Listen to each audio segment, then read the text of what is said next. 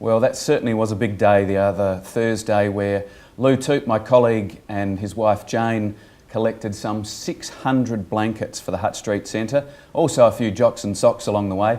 Had a little bit of fun. Later in the afternoon we had a bit of a soup collection spot at the Abbey on King William Road, and it certainly was a terrific day, and thank you to all those people who donated, and of course well done to Lou and Jane on what was a really magnificent initiative. So that was terrific. Now joining me live in the studio is Terry Walsh. Terry is the SA Executive Director of the Urban Development Institute of Australia. Terry, welcome. Thanks, Tim.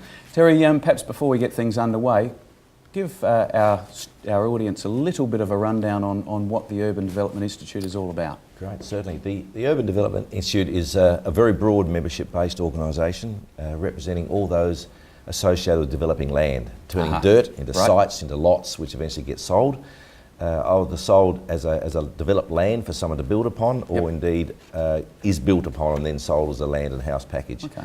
So within it are the disciplines of engineering, surveying, planning, building, lots of lawyers, marketers, so it's everyone associated with creating value in the industry. Okay, oh, well, that's a very diverse group, and I guess representing the mums and dads who might split a block off the back of their property right up to the commercial stuff in the cities. Exactly. Okay, yes. Excellent. Well, we're here to talk about stamp duty in particular, property taxes, etc. Last week in the paper you mentioned that the government, having put forward in the budget a reduction in stamp duty for off-the-plan purchases for properties in the Adelaide City Council. You'd like it to go further. Why is that, and how far should we be thinking it should take us? Stamp duty historically has been a very easy tax to collect. It's a tax. Certainly is a big one. Indeed it is. And it's seen as being an easy way to collect monies for the government coffer, for the government general revenue.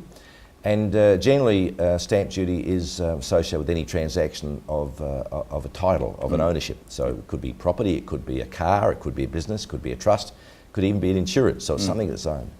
And it's collected for the government at that point of transaction. In the case of land, it's at the exchange of a title.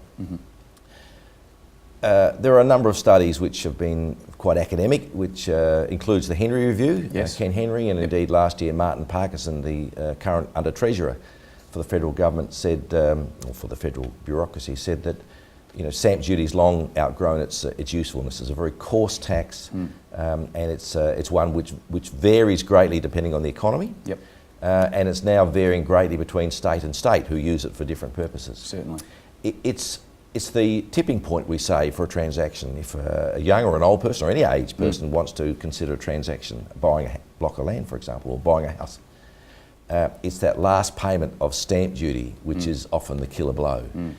And in the current part of our cycle, there's a tendency for people to say that is the tipping point, and I don't think I'll sell my house, or sorry, I won't buy the house. And so what is happening is that the state government, which is so reliant on these stamp duty taxes, is now devoid of them, and we're also seeing the market just very slow, and people are not exchanging houses to create further wealth. So we see it as long outgrown its value. We also see the government not seeking to use stamp duty in its varied forms as an inducement for particular types of buying, whether it be for attracting young people aged 25 to 45 who want to come to South Australia, which we'd like to see more of, or whether it be for inducing first home buyers into the market. We congratulate the government on its most recent initiative of off-the-plan release of stamp duty for city apartments. Certainly that's a way of getting the market to move. But that's the point, Tim. It gets the market to move. And I, on that point, it just brings the market into line with what can happen with other purchase of property too, because clearly if you are buying off the plan in an apartment, you're virtually buying a little block of air, aren't you? Well, yes, it's sitting on land, on someone else's dirt, or your share of dirt. But the point is that there's been no differentiation up till now, so it really is only bringing things into line. It hasn't actually done anything revolutionary, has it? Well, there are some fundamental differences in the sense that the land is what is regarded as that which creates the greatest value. But in terms of the market and buying of dwellings, yes, it is bringing that into line. Yeah.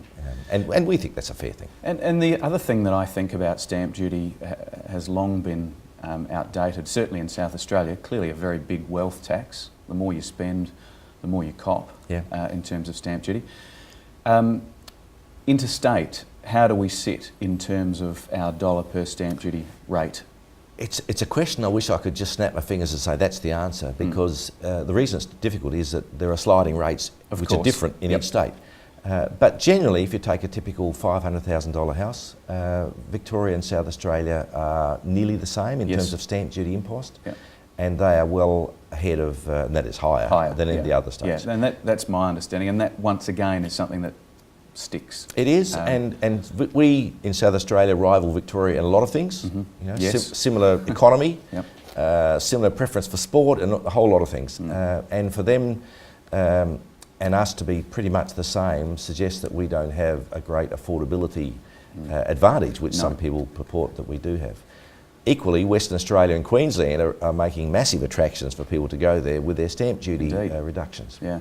All right. So let's pose the question: if I was in power and said, right, we're going to wipe out stamp duty, certainly from a real estate point of view, what do I then look at to replace that big pool of funds that I've lost? Yes. I think there's two parts to answer that. First of all, in the current cycle, in the current state of our cycle, where property transactions are rather low, the stamp duty revenue to the state is pretty slim. Yep. And we've seen that in the last state budget, which showed that the government was very dependent upon that. My argument is, it's the pizza argument. It maybe is better to look at thinner slices and more of them to get some action happening. Right. And I think the government needs to look at reducing that in an effort to get some activity going. Okay. No change equals the same tomorrow as we got today. So that's the first matter of principle. The second one is, where does it get?